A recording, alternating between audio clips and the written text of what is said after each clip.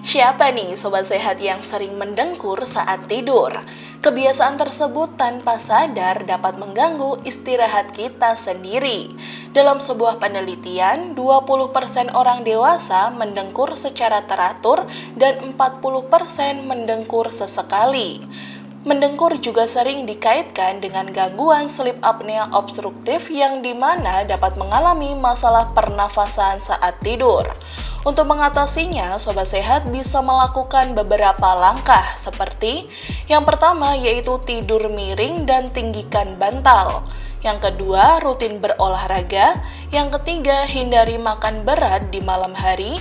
Dan yang keempat, hindari alkohol dan merokok. Serta yang kelima yaitu minum banyak air agar menjaga tubuh tetap terhidrasi.